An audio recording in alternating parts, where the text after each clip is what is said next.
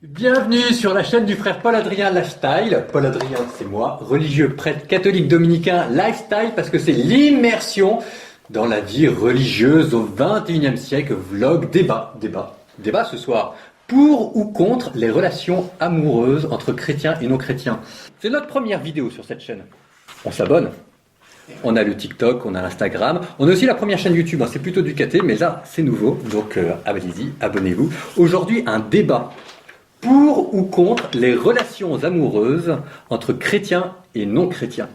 Moi j'ai mes questions, j'ai mes bonbons, mais à tout seigneur, tout honneur, on commence avec les invités. Félicia, je n'étais pas censé dire votre nom, c'est pas grave. Comment vous appelez-vous?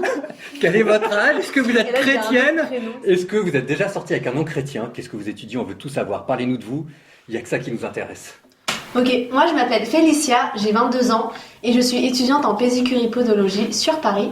Et oui, je suis déjà sortie avec un non-chrétien au lycée. Il m'a su que j'allais à l'église. Il vous a dit, t'es chrétienne, je te plaque. Il me l'a pas dit, ça s'est passé comme ça, mais il me l'a pas dit comme ça. Mais je sais que c'était pour ça parce que c'était quelqu'un, en fait, je me sentirais, toute ma vie, je me souviens qu'il m'avait dit, mais comment tu peux croire en Dieu, je comprends pas, t'es intelligente pourtant. Donc voilà, donc quand on entend ça, bah voilà, je te dis, bah c'est pour cette raison en fait. Parce que sa question, il m'a rien reproché à part ça, hein. Il m'a juste dit, comment tu peux croire en Dieu, je comprends pas. Je m'appelle Janvier, comme le mois de l'année, j'ai 26 ans, je suis chef d'entreprise dans le domaine du numérique et président d'une association catholique qui s'appelle FIDE. Ok, je commence à faire des connexions. Il y a un Instagram, on vous le met en bas, n'hésitez pas à vous abonner, ça fait toujours plaisir. Même équipe. Moi c'est Kevin, je suis en 3e année en école d'ingénieur.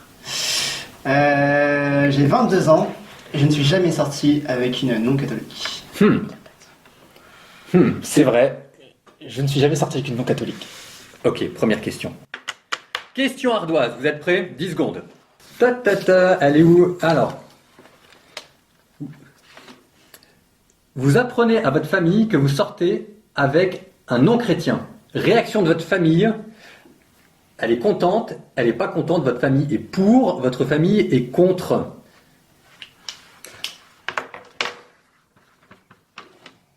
Nous découvrons ensemble les réponses. Pour, contre, pour. Ok, comme si les familles n'auraient pas trop rentré dans les détails parce que tout ça appartient à la vie privée des gens, mais Kevin. Yes. Pourquoi donc Kevin? Ah bah je sais pas, demandez-leur. Ouais, c'est vrai. Janvier. Moi, en fait, il serait pour dans le sens où pour mon bonheur, pour le bonheur, mais contre dans le sens où aussi pour mon bonheur, dans le sens du couple, mais sur le plan spirituel, ça serait très compliqué. Donc, contre quand même. Contre quand même. Félicia. Moi j'ai mis pour, parce que généralement ma mère, elle est assez ouverte sur plein de choses, mais je pense qu'elle m'aurait quand même, enfin je parle de ma mère là du coup, mais elle m'aurait quand même averti en mode, mais t'es sûre, mais du coup, voilà. Je pense moi que ma famille aurait été quand même très embêtée, aurait été contre. Alors, suffisamment pour, parce qu'on aime, on s'aime entre nous et qu'on n'est pas là pour souhaiter le malheur des gens et que si on aime quelqu'un, ben voilà quoi. Mais quand même, je pense que la pilule serait difficile à avaler. Ok, nouvelle question. Question ardoise, 10 secondes. En général, vous, à titre personnel, vous, du fond de vos tripes, vous êtes plutôt pour ou vous êtes plutôt contre les relations amoureuses interreligieuses en général? Est-ce que ça vous fait ni chaud ni froid? Est-ce que vous trouvez que ça enrichit? Est-ce que vous trouvez que c'est un danger? Donc pour ou contre?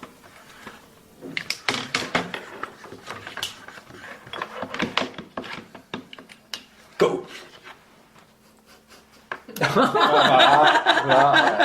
C'est clair. Bon, Pour moi, des fois qu'on voudrait respecter la liberté d'opinion, donc tout le monde pense à peu près la même chose, peut-être pas pour des raisons différentes. Janvier, dites-nous pourquoi vous êtes contre.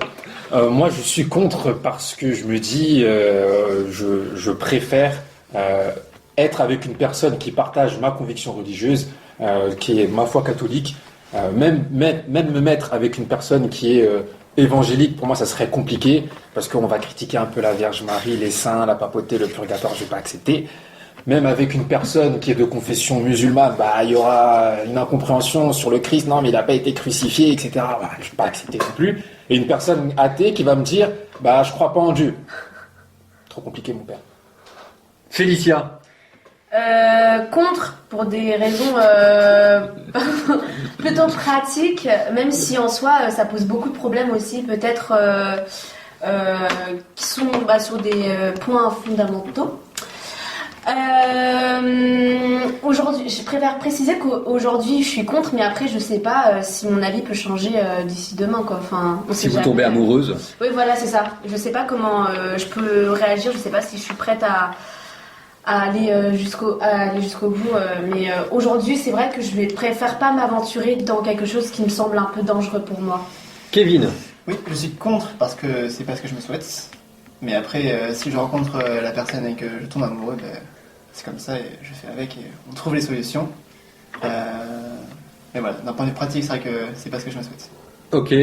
L'Église vous dit que c'est possible d'être marié entre un chrétien et un non-chrétien. On en fait plein. Il faut demander des dispenses, etc. Mais enfin, on les donne. Et on célèbre très souvent, très régulièrement, des mariages entre chrétiens et non-chrétiens, chrétiens athées, chrétiens musulmans, catholiques d'un côté et évangéliques de l'autre. Donc c'est possible, c'est permis, mais l'Église dit que c'est déconseillé. Et par déconseillé, ça veut dire qu'elle pense que c'est pas ce qu'elle peut, non seulement ce qu'elle peut vous souhaiter, mais que en plus, ça va pas être la meilleure option pour faire grandir votre foi, et que si ça ne fait pas grandir votre foi, probablement que ça va la faire diminuer. Donc ça a quand même déconseillé.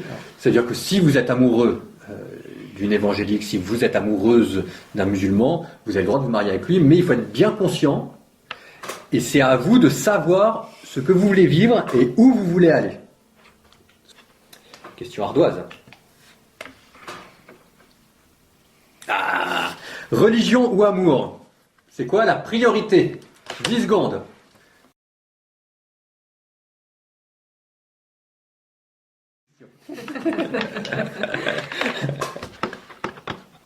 Go.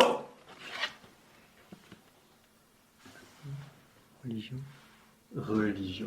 On garde Félicia pour la fin parce que c'est elle qui va nous faire rêver avec l'amour. On commence avec le sens du devoir. Kevin, janvier. Alors moi, je dirais la religion. Bien sûr, il faut aimer la personne, c'est vrai, mais pour moi, la religion, c'est tout de même plus important. Oui. Dans le sens où je ne peux pas me mettre avec une personne qui n'est pas de ma confession religieuse pour mon bien-être, tout simplement, pour m'épanouir dans ma propre spiritualité, dans ma foi, dans ma vie de tous les jours, parce que Dieu, premier, servit dans ma vie. Ah, c'est beau ça, Dieu premier servi. Kevin, Ouais. est-ce que vous servez Dieu en premier dans votre vie? Ouais. Et ouais. Bon alors, pourquoi? Pourquoi Parce que Dieu a une très grande place dans ma vie et qu'en fait si la personne en face ne respecte pas déjà ma religion et qu'elle me pose des contraintes et qu'elle me laisse pas libre de vivre ma foi en fait, déjà ça va être en fait une condition qui n'est pas respectée et ça va être difficile pour moi de vivre l'amour. Félicia. Alors moi du coup à choisir entre les deux, je pense que l'amour est au-dessus de tout et que du coup voilà c'est tout. Ah, elle a les mots pour le dire. Il y a toujours plein d'étoiles. Je suis sûr que vous avez regardé l'intégrale de Twilight. Même pas. Bon. Eh bien, je suis d'accord en tant que prêtre avec Félicia. C'est quand même l'amour le plus important. Je vais le dire de manière différente. On peut concevoir que ce soit compliqué si jamais la personne est d'une autre religion, mais imaginez, vous ne l'aimez pas. Là, il n'y a même pas de mariage du tout. Donc quand même, le début, la base de tout ça, ça reste l'amour.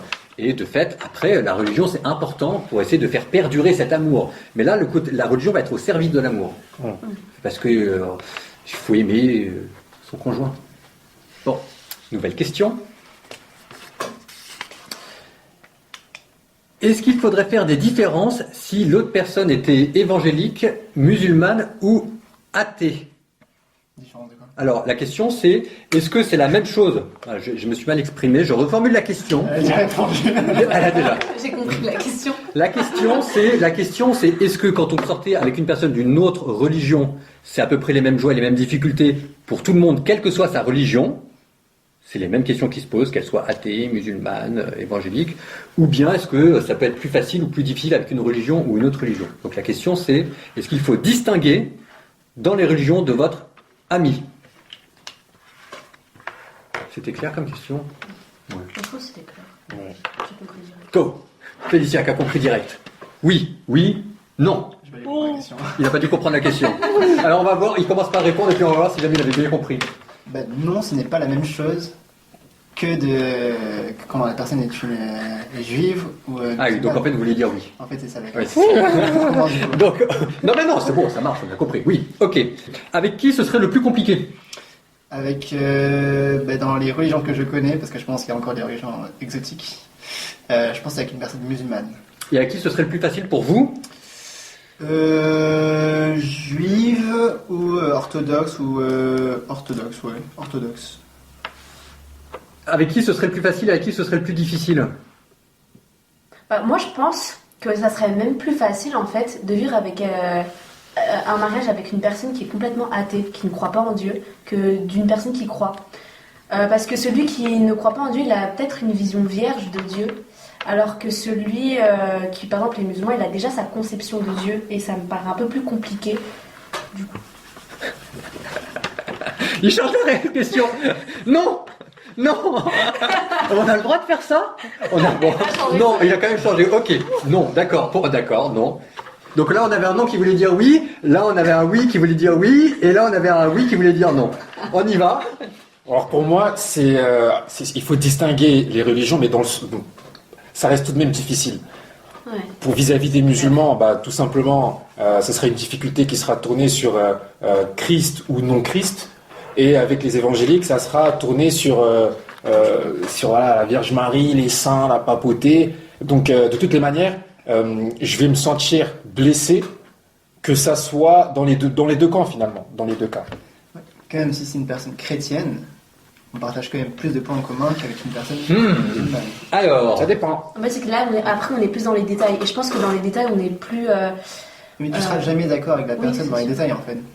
alors la question c'est, est-ce que la personne avec qui vous n'êtes pas d'accord dans les détails, est-ce qu'elle va chercher à vous convertir et à vous convaincre? Par exemple, une religion, si jamais elle est musulmane, ça va être compliqué. Ça, c'est clair. Par exemple, il y a des questions si bêtes que est-ce qu'il y a du cochon ou pas dans le frigidaire? Et par exemple, à titre personnel, moi, imaginez qu'il n'y a pas de saucisson dans le frigidaire. Je ne sais pas combien de temps je pourrais. Ce serait compliqué pour moi. Je suis désolé de le dire, mais c'est quand même important dans ma vie. Bon, donc ça, c'est les détails. Mais maintenant, j'aimais bien ce que disait Félicia, c'est-à-dire que si jamais la personne a pas trop d'idées, elle va pas vous casser la tête à essayer de vous convertir, à essayer de vous dire non, c'est comme ci, c'est comme ça, sur tel verset tu te trompes, sur tel verset tu as raison, et Dieu il est trinitaire, il n'est pas trinitaire, etc. Ça veut dire que si plus la personne va être convaincue, quelle que soit sa religion, et plus ça va être compliqué. Alors en même temps, ça peut être beau, parce que ça veut dire qu'elle va vous faire découvrir des richesses, mais plus elle va être convaincue, plus elle va vous dire que non, elle n'est pas d'accord, pas d'accord, pas d'accord. Donc j'aurais tendance à dire que dans tous les cas de figure, il y a aussi la question de... Oui, enfin bref, vous avez compris? Ouais, c'est bon. Nouvelle question. Question ardoise. Pourriez-vous vivre et cohabiter avec une personne d'une autre religion? Cohabiter pour la vie. Bah. Parce qu'une semaine, c'est pas pareil. De toute façon, on ne cohabite pas pendant une semaine. Bah, Ça, c'est du colloque. Ouais, Oui, colocation. Non, mais la théorie est importante. Attends. Cohabiter toute la vie. Voilà. Parce que c'est très 10 long. secondes. On est prêt? Eh bien, la réponse, tout de suite. Non, non. Moi, je dirais, en fait, non. Déjà parce que cohabiter, ça veut dire toute la vie et c'est long. Et ça peut être long. Et donc, du coup, pour des questions pratiques, je dirais non. Après, peut-être que oui, mais en fait, c'est que moi, là, tout de suite, maintenant, je dirais non parce que trop compliqué sur plein d'aspects. Même rien que de penser, par exemple, à l'éducation de nos enfants, comment on va faire, ça va être trop complexe. Voilà. Ok, Janvier. Moi, non, parce que j'ai besoin d'écouter mes louanges, j'ai besoin d'écouter du Glorious, de regarder KTO, mon chapelet en direct de Lourdes à 15h30. Qui écoute KTO ici? Vite fait, des fois. Et vous Joker. Donc c'est très compliqué. Kevin. C'est pas ce que je me souhaite, je le redis, mais oui, je peux parce qu'avec la grâce de Dieu, tout est possible. Alors, La question c'était est-ce oui, que non, mais on est tout à fait d'accord, Ouais. Kevin. On est tout à fait d'accord. Alors moi, il y a ce que je pense à titre personnel et ce que je pense en tant que prêtre. À titre personnel, je pense que je n'y arriverai pas. Je pense que j'aimerais, parce que si jamais je suis vraiment amoureux, ben, j'aurais envie de vivre avec cette personne et pas un jour, mais toute ma vie, et que voilà, quoi, je l'aime, je l'ai dans la peau. Mais je pense que bah, c'est ce qu'on disait, moi, une question aussi bête que ce qu'il y a dans le frigidaire, pas dans le frigidaire. Ça veut dire que potentiellement toute conversation autour de l'éducation des enfants, autour de ce qu'on pense de la vie en général, etc., bah, peut-être qu'en fait, à chaque fois, ça devient compliqué. Je veux dire, de temps en temps, on a des coups de mots, on a envie de se laisser reposer sur la personne, et que c'est elle qui vous enseigne, qui vous apprenne aussi le chemin à suivre. Bah là, ce sera pas possible. Donc, je pense que c'est, à titre personnel, je sais pas si j'y arriverai. Je pense que j'y arriverai pas. Maintenant, en tant que prêtre, bah oui, il y a on a tous plein d'exemples de personnes autour de nous qui ont réussi à cohabiter, qui sont heureux. Mes parents. Et ouais. Et ouais. Donc sans mes parents, je ne serais pas né. Et ouais, donc nous remercions les parents de Kevin. Et donc voilà, alors dernière question. Question ardoise. La réponse attendue est content, pas content, mais il faudra justifier. Ok. Vous imaginez que vous avez un petit frère. Votre petit frère dit qu'il vient, qui sort, qui va se marier avec une personne non chrétienne. Non chrétienne. Non chrétien. Content, pas content. Alors évidemment, hein, votre frère, vous l'aimez et puis vous lui souhaitez tout le bonheur du monde. Mais là, c'est votre réaction. Ça ne pas, attendez.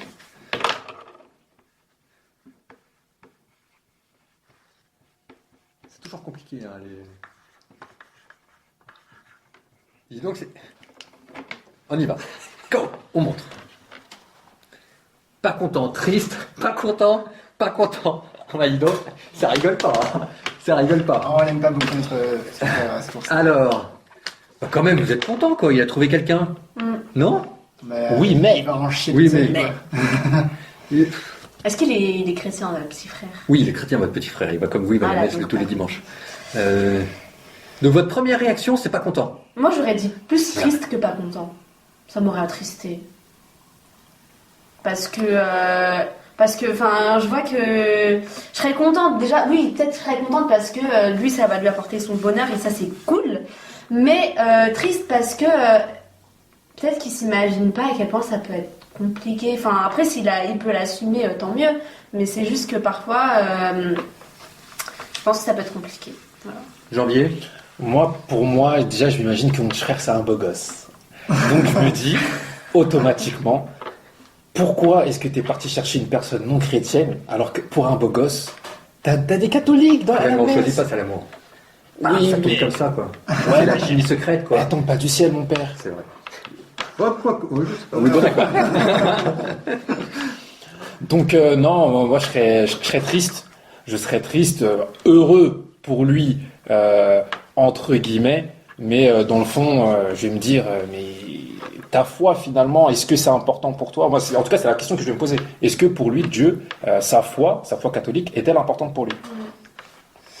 Moi, je lui dirais que s'il est heureux, c'est sa vie, il fait ce qu'il veut. Ouais. Non, c'est pas une réponse, ça. Bah si, c'est ma réponse. Ouais, Oh, d'accord. c'est Ouais, non, mais oh, ça va. tout de Voilà. suite, c'est pas une Voilà. réponse, tout ça, gna, gna, gna. Et oui, après, c'est sûr que c'est pas la vie que je lui souhaite, mais s'il est heureux, il fait ce qu'il veut.